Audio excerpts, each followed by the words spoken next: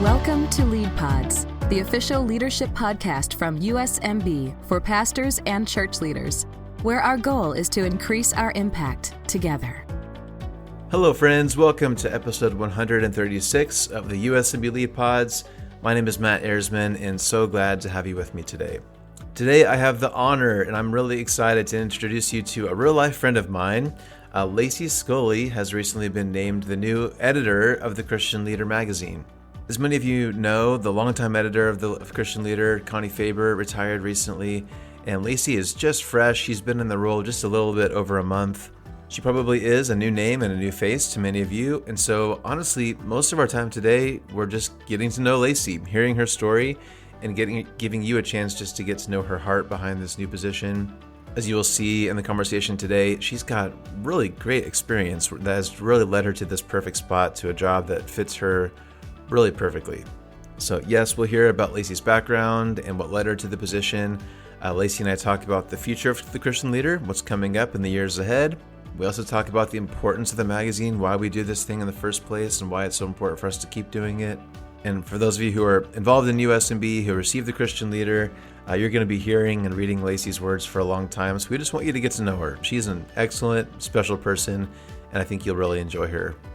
So, as always, we'll take a quick break to hear from this week's sponsor, and then I really hope you'll enjoy this conversation with my friend, new editor of the Christian Leader, Lacey Scully.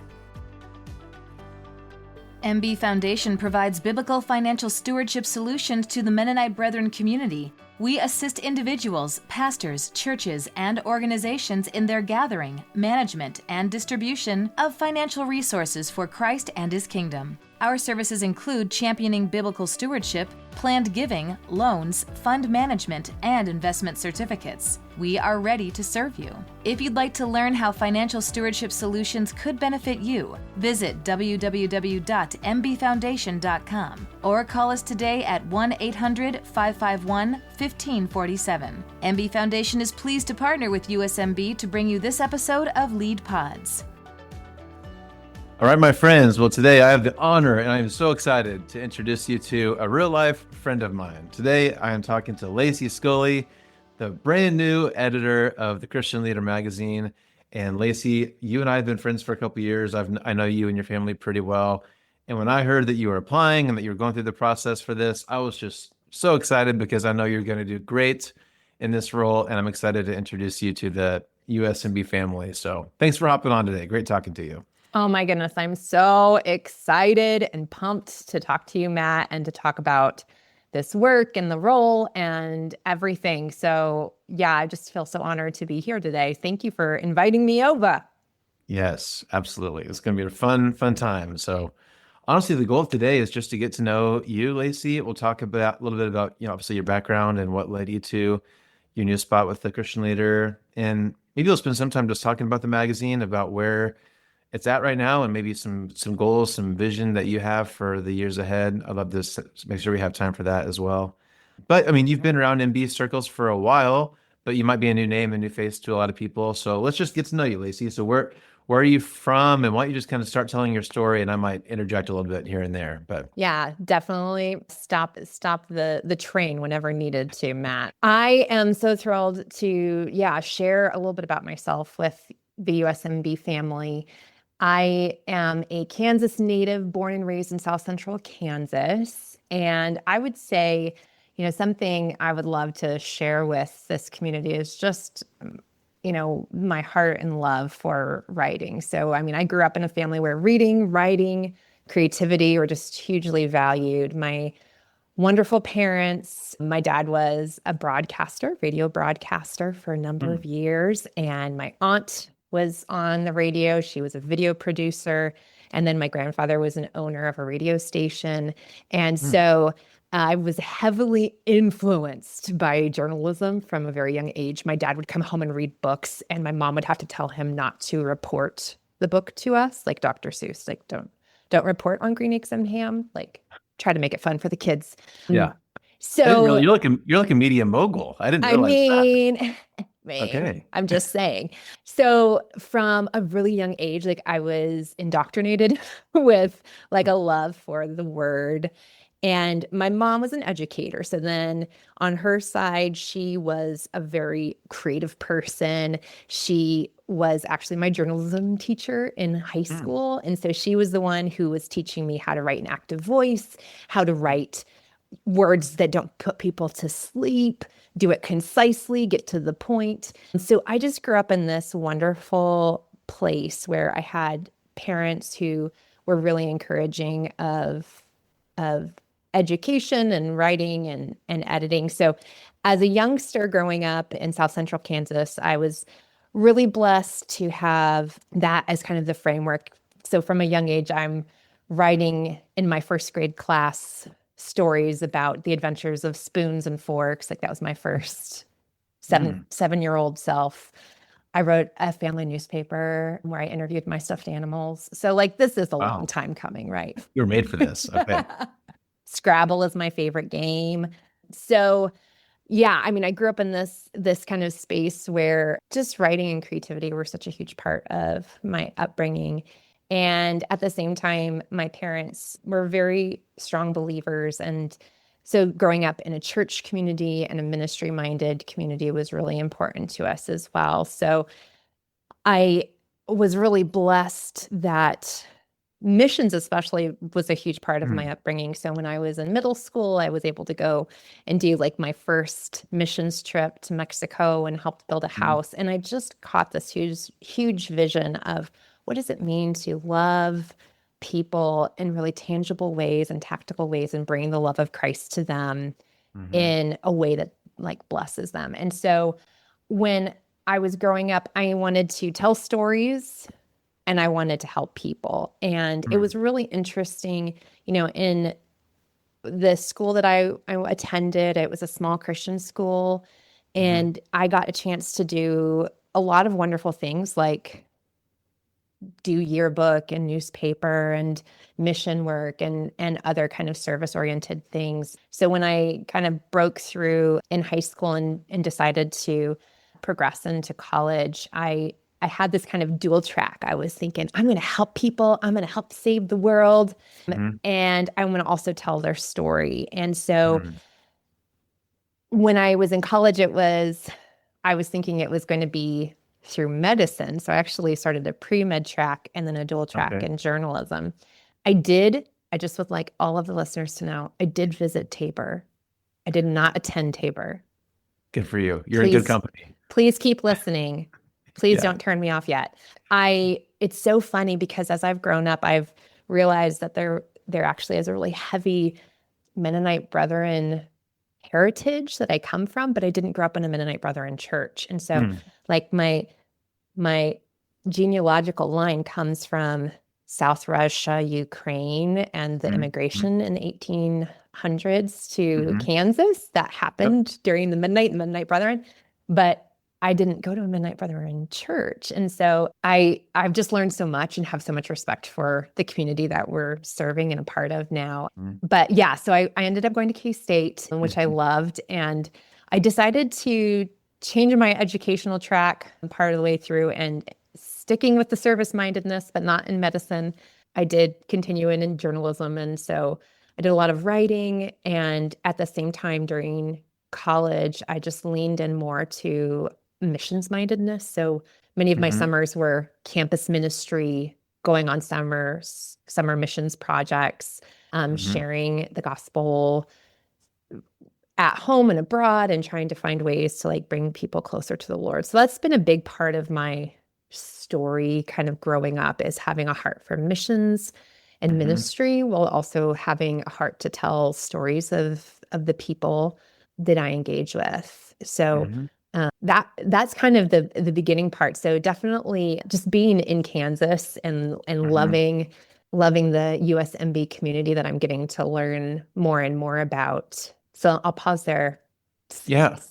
No, that's great. I mean, it's so cool that you've kind of got these two passions, helping people and telling stories, and that's exactly where you are now. But I know before you got to obviously to where you are now, you had a couple other I think are very interesting roles, different jobs that you've had before then. So tell us, after school, I know you had tell us about your Peace Corps, your traveling experiences. Why don't you pick us? Just keep telling the story. What came to mind? Yeah. Okay. Yeah. I mean, I think it's so interesting too, isn't it? How like the story that we write for ourselves in our minds isn't the story that always unfolds, but the timing that the Lord has is so right. And when I finished college, I wanted to go and serve the Lord overseas, and so Mhm. I ended up joining with a mission organization called World Gospel Mission, and did some time in Uganda and East Africa, and worked at an international Christian school. And I was a librarian, and I did office work, and it was a K through 12. And so it was quite an experience to be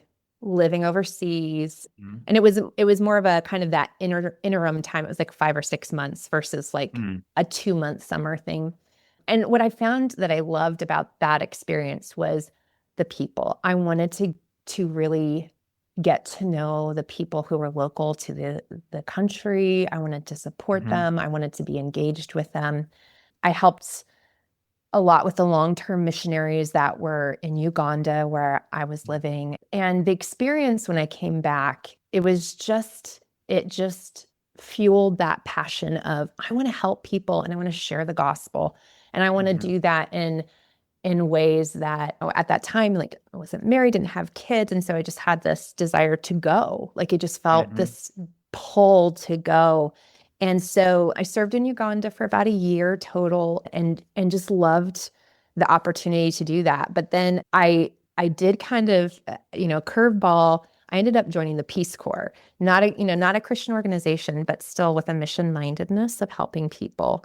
And it was a totally different experience, going through a mission organization, being really focused on mission, and then going to the Peace Corps, which was more about service mindedness and Mhm. community. My Peace Corps experience was in Africa on the west part of the continent in Togo. So a little sliver of a country between Ghana and Benin. And I it was a very different experience on the in the mission field. I was actually very surrounded by a huge group of people who were also missionaries, expats, people who were part of kind of an international community. I could be completely surrounded by Westerners if I really wanted to be. Okay.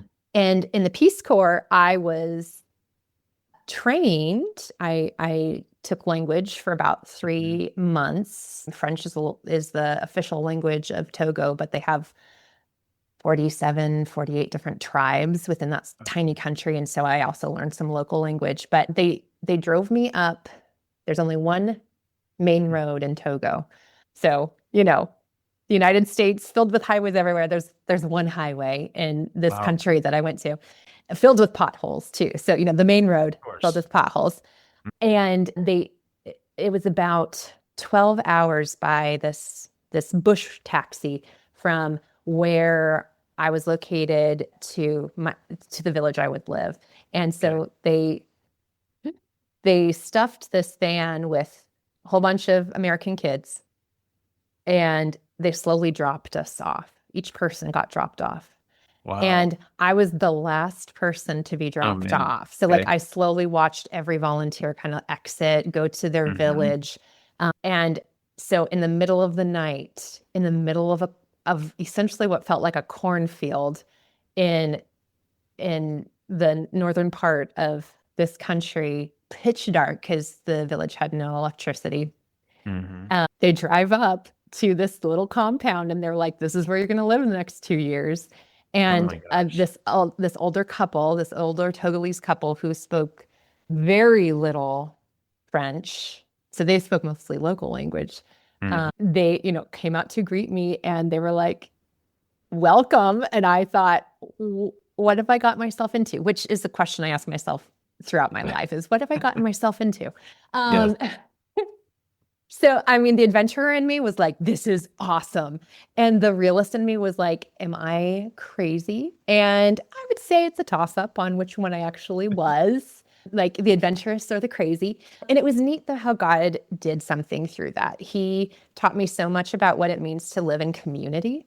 I would have died in Africa if it were not for the community, the local people who took me under their wing, and they were like, this is how you survive in this world, girl. Yeah. They taught me what it looks like to give when you have nothing. I mean, I think most Westerners are very aware of this, but just being able to recognize how much we have and how unhappy we still tend to be and unsatisfied. And when I was living with these people, I would get care packages from my family, from the family here in the States, and they'd send me shampoo or bottles of lotion or something like that. And I would love it and I would use it. And then I would be at the end of the bottle and be ready to throw it away in the pile of trash pile. And my host family would say, oh, don't throw that away. Can we have it? And I was so humbled because they would just use everything in such a resourceful way. And so I think that experience of just being in the Peace Corps, I taught English, I did projects in the community, I facilitated clubs for kids, HIV/AIDS affected children, for women's groups.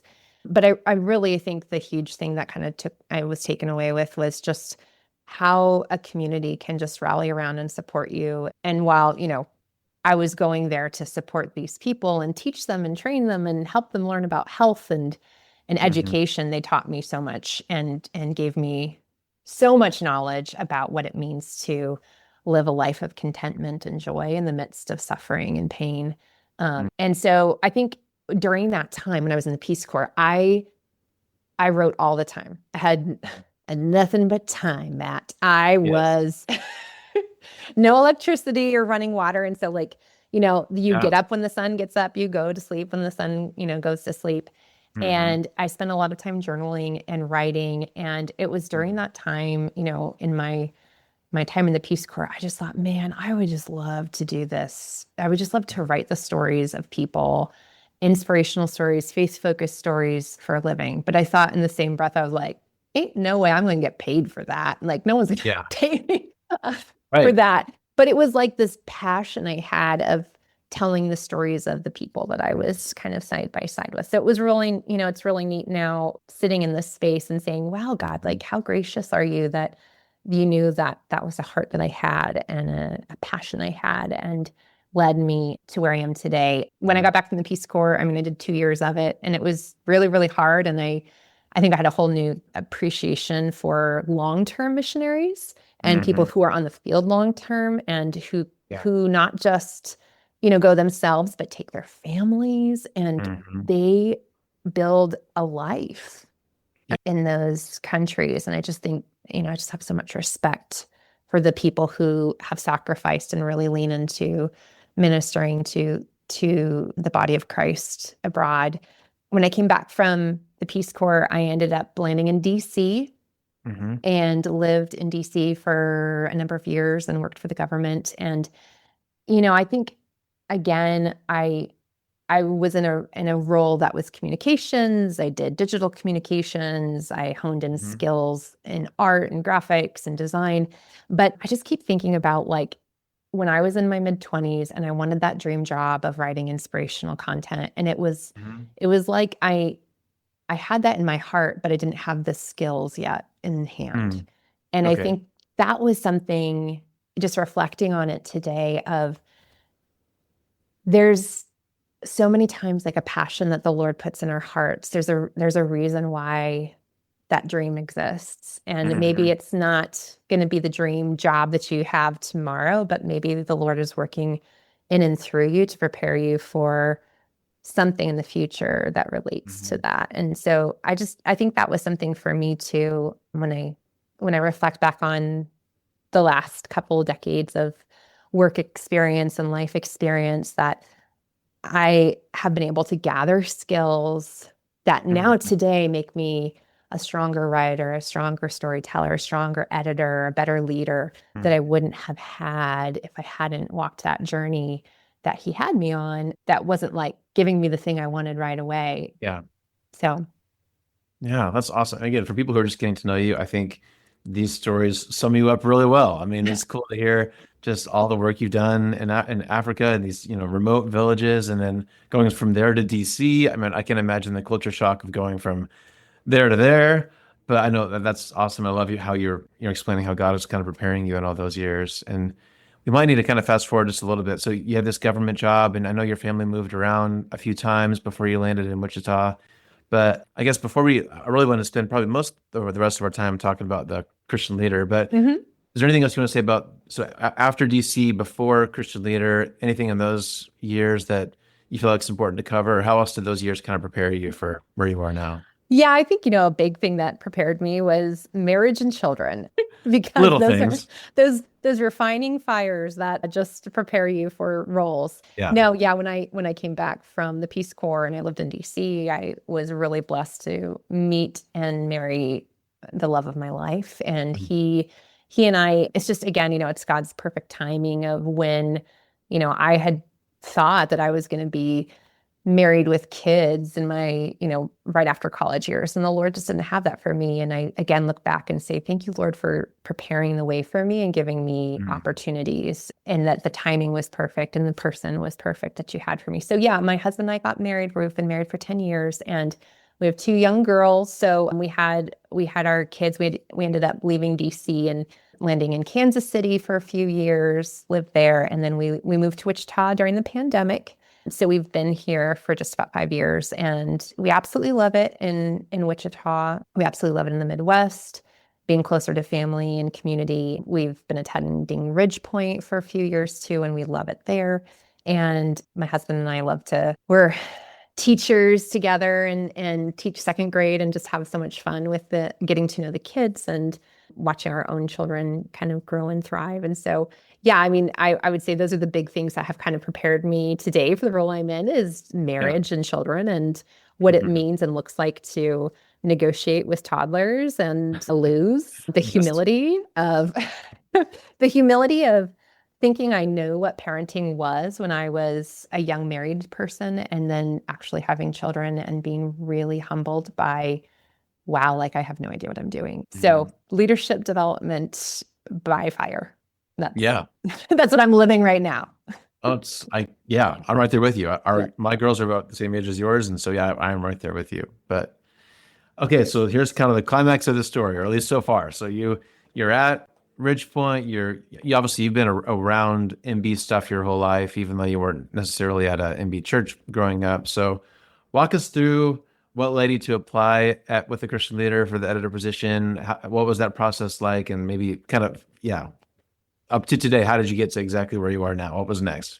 Right. Well, I mean, I will say that I think the Christian leader is just it's a sleeper story just waiting to Hmm. unfurl its mighty banner of glory for the world.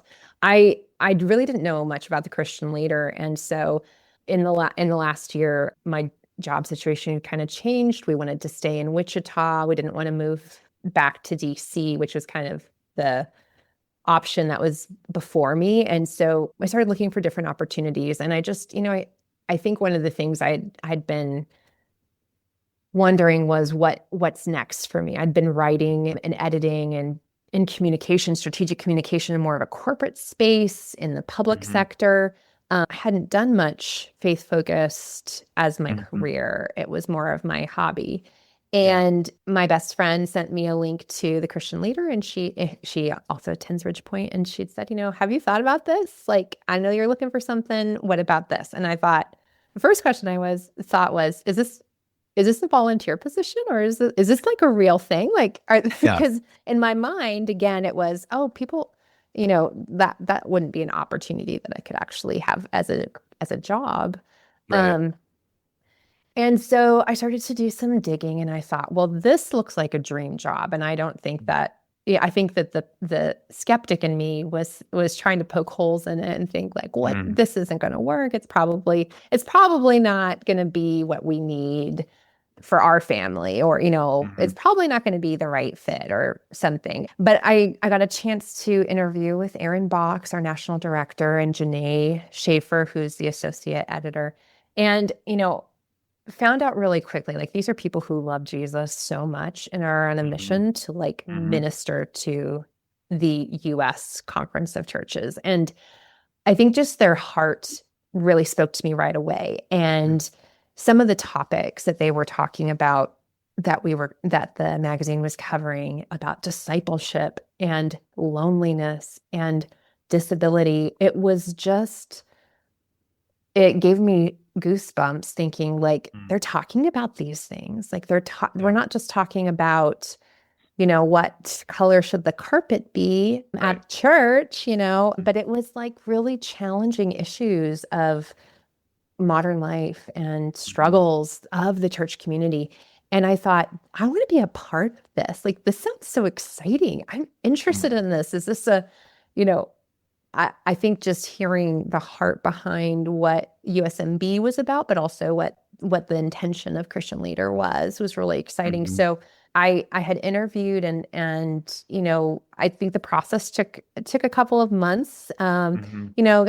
Had to get a stamp of approval and go through a couple of interviews. But when they offered me the position, it was just, I think, again, my husband and I were having this moment where I thought, this kind of thing would never be given to me. It's too much to ask, Lord. It's too much of a dream job that, I just I had really remained skeptical for a good amount of time. But when the opportunity arose and it was offered to me, I was just really humbled and honored to say yes. And I follow in the very profound footsteps of Connie Faber, the Mm-hmm. longtime editor of the Christian Leader, who has spent decades of her life Yeah. ministering to the conference, to the USMB community. And I am not at all Connie Faber. And I have so much to learn. And it's a really huge vacancy that she left. And so Mm-hmm. I am very happy to tell everyone that I have met with Connie on a few occasions now. She's given me some really great mentorship already. She's given me great guidance and wisdom and just given me some really good advice as I've gotten started in this role. And so I really Mm-hmm. value the history of the Christian Leader in the community that has gone before. And I would say as well, Janae Schaefer, who's been in the role of associate editor and worked for Christian Leader for a number of years now, Mm-hmm. has really been glue for the publication as we've transitioned and I've joined the team. So yeah, I mean, it has kind of been a whirlwind as I think about the last few months of Mm-hmm. where I've come from and just trying to come up to speed. And Yeah. so I just feel really honored to have such a great staff who had been in place, kind of the legacy of the Christian Leader being intact. And so just wanting to make sure that I continue that really good legacy moving forward too. Yeah. Well, it's kind of cool timing because right now, like I've got it right here with the first issue that you kind of officially worked on just dropped a couple days ago, I think. So, It did. and your little opening column was just great. Like I know I could feel you kind of what you were just talking about. You're filling the shoes of this, I don't know, legend of Connie, Yep. who's like she's just been such a steady figure for so long. And so, if I'm in your shoes, you described this meeting or at a coffee shop, and you're just feverishly taking notes, trying to learn from this, this Jedi master that's sitting Mhm. in front of you. Yes. So I know you had kind of a transition because you were part time for a little bit with Christian Leader while you kind of wrapped things up with your previous stuff, and then you started full time, honestly, just a few weeks ago, right? Yeah. So it is a lot to take on because in your column you mentioned, just I know from experience, Connie has giant post-it notes everywhere of like this issue is coming out in 8 months and we have to have this done, and this one's in 4 months we have to have this done, and there's a pretty extensive editing process where multiple people read every article multiple Mhm. times. And so how are you feeling? Like, what is it like for you to step into this now that you've got one issue down, which is great.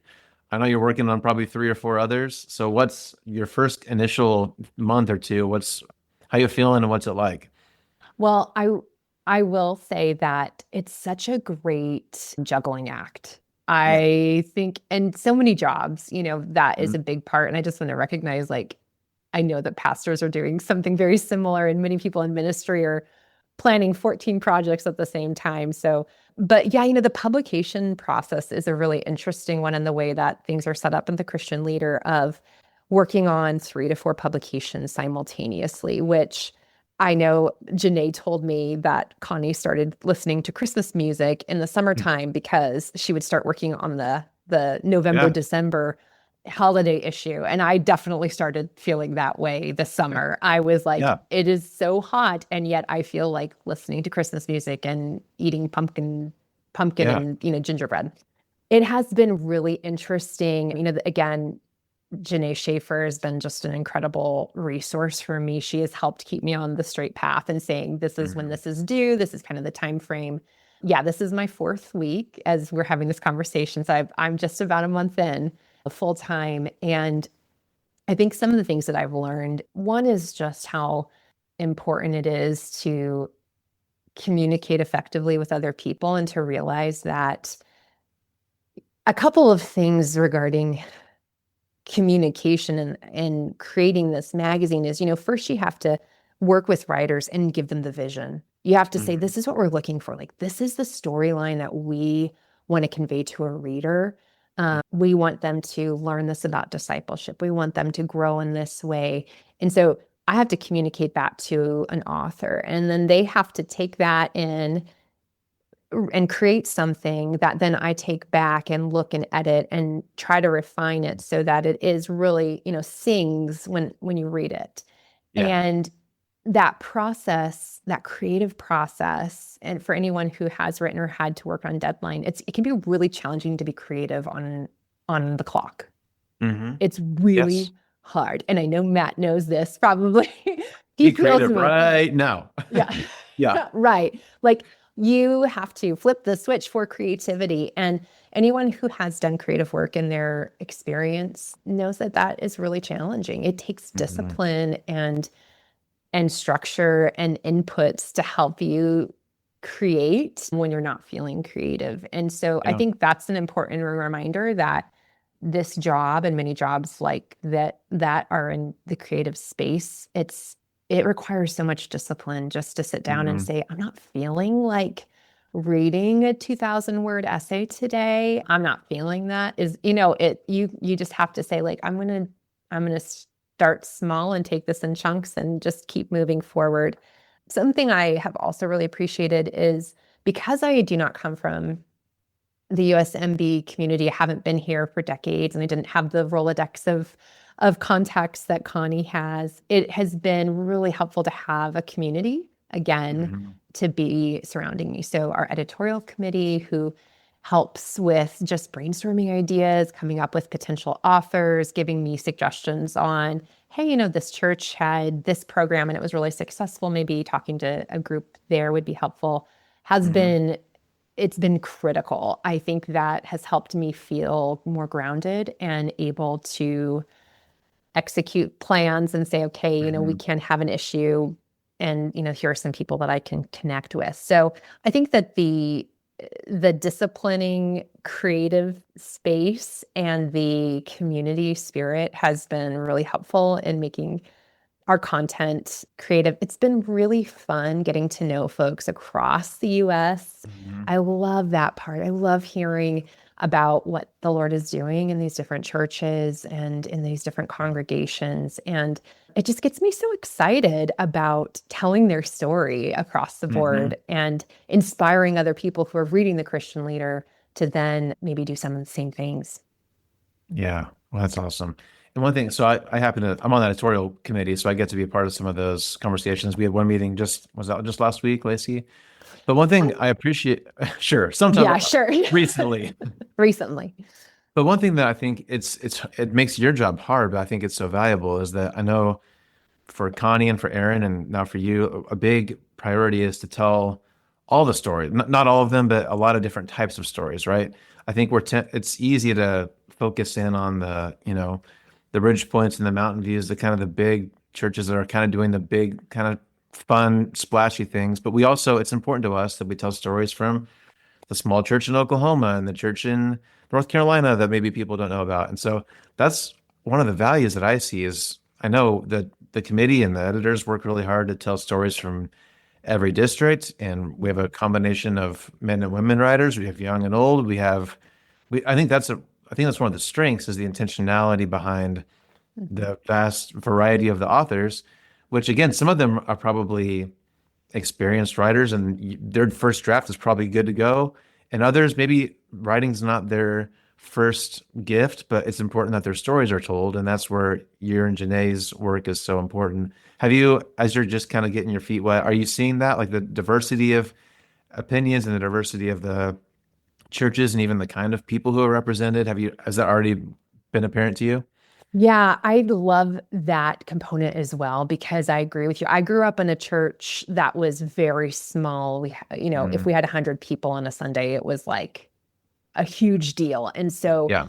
to me, having the smaller communities tell their stories is so critical because the Lord is doing work, whether there's 100 or 1,000 people in the room. He is working. And I want to make sure that we're sharing that in a way that we can celebrate it, but also we can learn from each other. And I see so much devotion in so many of our churches that have smaller numbers because I know y'all are wearing way more hats than any of us realize. Yeah. You're playing so many roles. And so we want to make sure that we're honoring that. Yeah. I mean, as far as our writing and the writers and the stories that we're telling, I've been really impressed with the quality of writing. We have a number of folks who just have years of experience, not only in their professions and background and education, but in their walk with the Lord. And so their writing is holding a lot of wonderful content, but it's the spirit-filled content. And I think it's so exciting to see that. And you're right, it's a range of ages, gender, and background, people who have very long-standing Mennonite Brethren ties and some people whom don't. And I think that's huge too, of just hearing a variety of what's happening in the church community and the variety of issues that our churches are experiencing, whether it's issues within their church or in their communities and how people within our USMB communities are supporting them. So yeah, it's been really exciting to hear from that group of folks, and I'm excited to continue to expand that. Yeah. Awesome. Well, I agree. I think it's a unique thing that makes us special, I think. So that's cool. Well, okay, Lacey, our time's going way too fast. We're not going to get through everything that I would have loved to get to, but that's great. That's how these things go. But I do want to give you a few minutes to talk about just the future, like looking ahead. What are some of your dreams and goals? And I mean, you're coming into this role at an interesting time in the journalism world where a lot of people are kind of moving away from print, but a lot of people love print, and I'm a very digital person, but I still love a physical book, a physical magazine. There's the online stuff that's changing really rapidly. So if you were to kind of forecast, what do you think, what's ahead for the Christian leader? What are some of the dreams and goals that you have? I do agree with you that it is such an interesting space to have grown up in. I mean, I literally had a print journalism degree and was asked, why am I taking classes for a dead art? And I will agree with you too, Matt. I love having a physical copy. And so I'm thrilled that we still have that. But the digital space is just the reality. And I think one of the things that, I first think about is how critical it is that we are grounding ourselves in the mission and vision of what we're trying to accomplish. Those who are listening, those who are reading, they are drowning in information, and we need to cut through noise and create moments of clarity. Yeah. And I am so desperate to partner with our churches to figure out how we can do that in a way that is encouraging to our community. I think we struggle in this world of online content to have the depth of conversation we want to have, and we're trying to fit it into a 140 character 20-second soundbite, and it feels like an impossible task to do, let alone asking someone to read 1,200 words of a really well-written but longer essay. So to me, one of the visions I have is, one is really grounding back to like what the vision and mission of this publication and our conference is. And what I see is, a few things. One is just really drawing the conference together. So again, telling those stories about what it is that what is the Lord doing and what work is he doing? And also bringing people closer to the Lord. I am just so passionate. And that's where I think, the Christian leader can just kick it up a notch for folks. Is it's not just talking about the news about what churches are doing. It's about taking people a step closer in their faith with every issue. It's about moving them forward in their story with the Lord. It's about discipling them to move deeper into faith. And I believe that that's something the Christian leader can absolutely do. And we just have to be really disciplined in doing it. I am looking forward and prayerfully and hopefully considering, what does it look like to modernize the magazine? What does it look like for a 20-something or a young mom or a working professional to take in this information? Is it reasonable to consider just a print, or how can we make this more digital? So, and one other thing I really am eager about too is getting feedback more regularly. I think one of the things that I'd like to see more is just hearing more from readers about what they like and what they don't like. Yeah, we'll do our best to use analytics through web or email, but I think just inviting folks to scan a QR code and drop in suggestions on a regular basis is going to be really helpful in getting a sense of, are we doing the right thing? Are we in the right direction or not? I think also just getting a sense from folks, like what's the need of our audience? Are we discipling people through this magazine, or are we just telling the stories we want to hear? I think one of the things, again, as a young parent of, like, I really want to understand how to parent well in the day and age that we're now in a world that feels scary to me at times. And I know that I have this huge community who can help guide me, and I want to give them the platform to do that. So, again, I see a vision of sharing knowledge and wisdom on topics and issues that our church and our communities are struggling with today, whether that's within the church, but also just kind of challenges with parenting and singleness and isolation and finances. Like, how can we dive in as a church community and a congregation to share truth about that and to lean forward and draw closer to the Lord? And so, yeah, I mean, ultimately the appearance might change, the content might change, but I think the heart is very, I think it's just as solid as ever, which is, telling the stories of USMB and drawing people closer to the Lord. Yes. Well, I agree. And I'm just so excited, Lacey. You're going to do great. You are doing great. And, Connie is a legend. She did an excellent job for decades. Legend. Yes. And it's also true, you're going to bring a new flavor, some new things that I think are probably needed. And so I'm excited to see those things come to pass.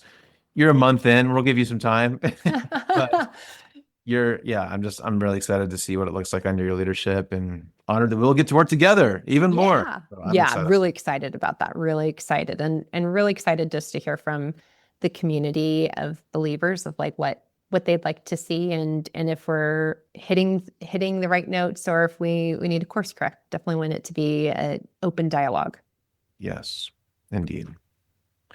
Awesome, Lacey. Well, I'm sure we'll have you on again, and I'm already looking forward to that. Again, our time went really fast. Is there anything that you would like to talk about we didn't get a chance to, or did we cover the important stuff?